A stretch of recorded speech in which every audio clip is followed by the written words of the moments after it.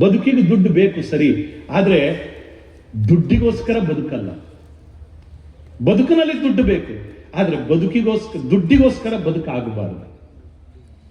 ಇವತ್ತು ಬಹುತೇಕ ನಮ್ಮೆಲ್ಲರ ದೊಡ್ಡ ಮಹತ್ವಾಕಾಂಕ್ಷೆ ಏನು ಅಂತಂದ್ರೆ ದುಡ್ಡಿಗೋಸ್ಕರನೇ ಬದುಕು. ಇವತ್ತು 1 ಲಕ್ಷ ಸಂಪಾದನೆ ಮಾಡಿದೆ, ನಾಳೆ 2 ಲಕ್ಷ ಸಂಪಾದನೆ ಮಾಡಬೇಕು, 5 ಲಕ್ಷ ಸಂಪಾದನೆ ಮಾಡಬೇಕು, 10 ಲಕ್ಷ ಸಂಪಾದನೆ ಮಾಡಬೇಕು, ಕೋಟಿ 100 ಕೋಟಿ ನಮಗೆ ಬೇಕೋ ಬೇಡ ಗೊತ್ತಿಲ್ಲ, ನಮ್ಮ ಬ್ಯಾಂಕ್ ಬ್ಯಾಲೆನ್ಸ್ ಜಾಸ್ತಿ ಆಗ್ತಾ ಹೋಗಬೇಕು, ಅದಕ್ಕೋಸ್ಕರ ದೊಡ್ಡ ದೊಡ್ಡ ಕನಸು ಕಾಣ್ತೀವಿ. ಮೊದಲು ದುಡ್ಡಿಗೋಸ್ಕರ ಬದುಕ್ತೀವಿ, ನಾಳೆ ಬದುಕಿನಲ್ಲೂ ದುಡ್ಡೇನೆ ಕೇಂದ್ರ ಆಗ್ಬಿಡುತ್ತೆ, ಮತ್ತೆ ಏನು ಇರುವುದೇ ಇಲ್ಲ. ನಮ್ಮ ಹೆಂಡತಿ ಮಕ್ಕಳು, ನಮ್ಮ ಸಂಬಂಧ, ನಮ್ಮ ಸಮಾಜ ಎಲ್ಲದೂ ಸೆಕೆಂಡ್ರಿ. ದಯವಿಟ್ಟು ಬದುಕಿನ ಬಗ್ಗೆ ಯೋಚನೆ ಮಾಡಬಹುದಾ? ಬದುಕಿನ ಬಗ್ಗೆ ಯೋಚನೆ ಮಾಡಬಹುದಾ? ಬದುಕಿನ ಮೌಲ್ಯ ಏನು ಅಂತ. ಸುಮ್ಮನೆ ನಾನೊಂದು ಚರ್ಚೆ ಮಾಡ್ತಾ ಇದ್ದೆ, ನಿನ್ನೆ ಅಲ್ಲ ಮೊನ್ನೆ, ನಮ್ಮ ಎಲ್ಲ ವಿಜ್ಞಾನಿಗಳು ಸೇರಿದ್ರು.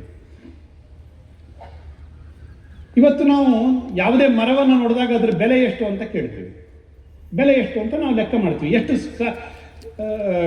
ಕ್ಯೂಬಿಕ್ ಫೀಟ್ ಸಿಗತ್ತೆ ಮರ ಇದೆ, ಆ ಮರ ಸಾಫ್ಟ್ ವುಡ್ಡೋ ಹಾರ್ಡ್ ವುಡ್ಡೋ, ಫರ್ನಿಚರಿಗೆ ಬರುತ್ತೋ ಅಥವಾ ಮತ್ತೇನಕ್ಕೆ ಬರುತ್ತೋ, ಇದನ್ನು ನೋಡಿ ಸ್ಕ್ವೇರ್ ಫೀಟ್ ಲೆಕ್ಕದಲ್ಲಿ ಒಂದು ಮರಕ್ಕೆ ಬೆಲೆಯನ್ನು ಕಟ್ತೀವಿ ನಾವು.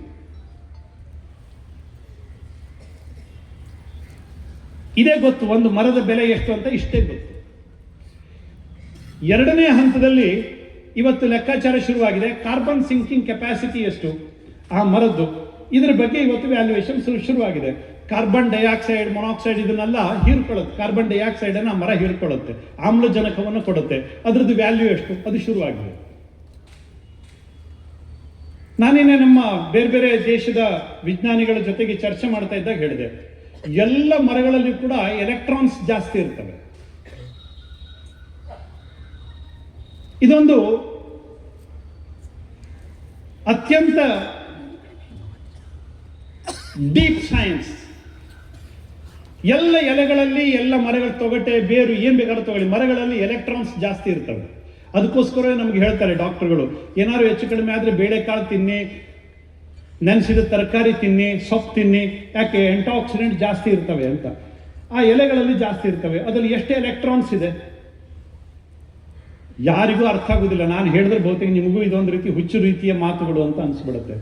ಮುಂದಿನ ದಿವಸದ ನಮ್ಮ ನಿಸರ್ಗದ ವ್ಯಾಲ್ಯೂಯೇಷನ್, ನಮ್ಮ ಮರದ ವ್ಯಾಲ್ಯೂಯೇಷನ್, ನಮ್ಮ ಪರಿಸರದ ವ್ಯಾಲ್ಯೂಯೇಷನ್, ಇವತ್ತು ಬೆಂಗಳೂರಿಗೆ ಹೋಗ್ರಿ, ಮುಂಬೈಗೆ ಹೋಗ್ರಿ, ಡೆಲ್ಲಿಗೆ ಹೋಗ್ರಿ, ಗೊತ್ತಾಗತ್ತೆ. ಅಲ್ಲಿ ಆಕ್ಸಿಜನ್ ಚೇಂಬರ್ಗಳಿದಾವೆ. ನಿಮಗೆ ಆಕ್ಸಿಜನ್ ಬೇಕು ಅಂತಂದ್ರೆ ಅಲ್ಲಿ ಹೋಗಿ ಆಕ್ಸಿಜನ್ ತಗೊಂಡ್ಬರ್ಬೇಕು, ಜಾಸ್ತಿ ಆಕ್ಸಿಜನ್ ಅನ್ನು ತಗೊಂಡ್ಬರ್ಬೇಕು. ಅದಕ್ಕೋಸ್ಕರ ದುಡ್ಡು ಕೊಡ್ಬೇಕು ನೀವು, 1 ತಾಸಿಗೆ 2 ತಾಸಿಗೆ ಅಂತ. ಆಕ್ಸಿಜನ್ ಬೆಡ್ ಅಂತ ಸಿಗ್ತವೆ.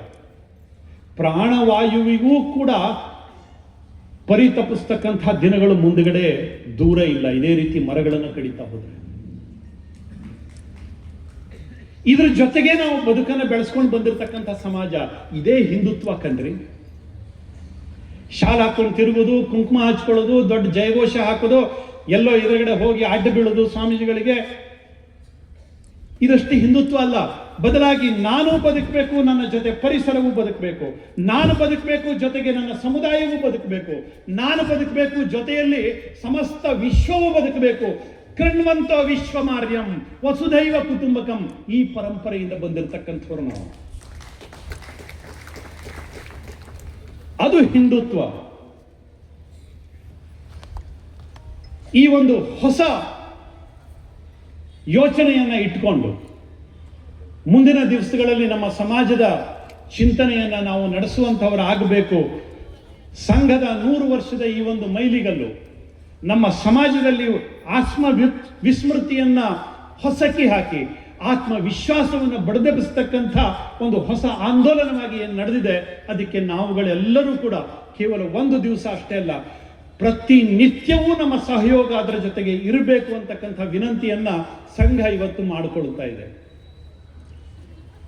ಸಂಘ ಭಾರಿ ಗಟ್ಟಿ ಆಗಬೇಕು, ಅದಕ್ಕೋಸ್ಕರ ಮಾಡಬೇಕು ಅಂತಲ್ಲ, ನಮಗೋಸ್ಕರ ಸಂಘ ಹೇಳ್ತಾ ಇದೆ, ನಮಗೋಸ್ಕರ ಸಂಘ ಹೇಳ್ತಾ ಇದೆ.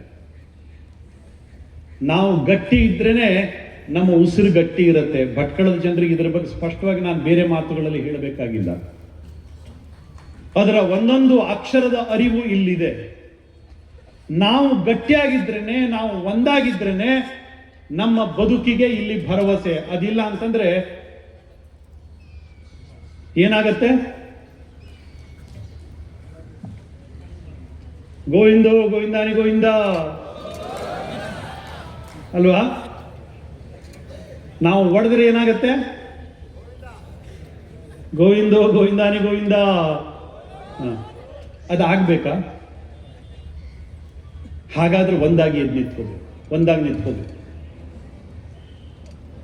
ಇಷ್ಟನ್ನೇ ಹೇಳ್ತಾ ನನಗೆ ಅವಕಾಶವನ್ನು ಕೊಟ್ಟಿರತಕ್ಕಂಥ ಎಲ್ಲ ಸಂಘಟಕರಿಗೆ, ಪರಮ ಪೂಜ್ಯ ಸ್ವಾಮೀಜಿಗಳಿಗೆ ಮತ್ತು ಎಲ್ಲ ಹಿರಿಯರಿಗೆ ನನ್ನ ಹೃತ್ಪೂರ್ವಕ ಅಭಿನಂದನೆ.